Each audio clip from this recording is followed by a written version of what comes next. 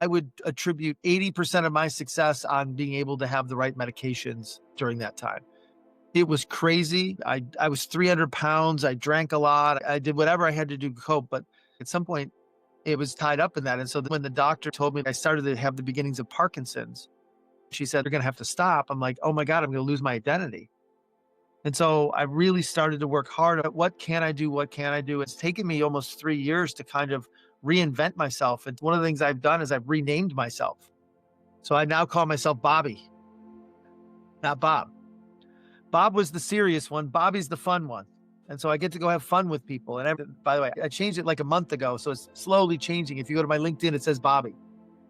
And I feel like Bobby is like who I am and what I'm about. And the reality is I'm not so serious, but I'm lots and lots of energy. And so I know what I can do and can't do. The other thing I know is that I'm very, very explicit about those energy drivers and drains. And when I find something that drains my energy, I literally go find people who love to do what I hate to do. So I'm surrounded with people who hate what I do, but love what they do. And I need them. I'm in the midst of reinventing my entire identity right now. I'm actually very surprised by your answer because I realized that you participated and wrote a book while you were having your own journey of transformation. And I want Oh, to yeah. ask you, what did you do in those 3 years? Yeah. Could you share some advice on people that, want to do the same? What helped you and what didn't help you, perhaps? So what didn't help me was finding alternatives. Like when I stopped drinking, it's like, okay, how do I relax? But I realized they all had their own different side effects. So the thing that helped me the most was having the time and space and the people around me to help me articulate what was going on. And so I'm a big person who has coaches. At the time, I probably had 4 or 5 different coaches helping me with different aspects.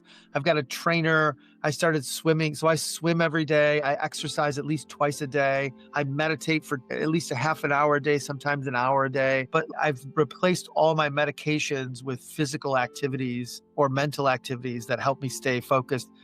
And then I started to realize there's certain parts of the day where I'm better and worse. And so I start to schedule that work between those times. And then having a group of people behind me to help at 2 o'clock when I'm ready to kind of crash, I can go into my office and take a nap for 15 or 20 minutes and come back totally refreshed. It's experimentation and being sensitive. The thing that was the worst is I tried to do more stuff. And what I had to do is learn how to self-heal. I needed to learn how to take time for myself, which I was not very good at before. I'm very good at it now. I'm very selfish in that sense. So in some cases, I've become more selfish than less.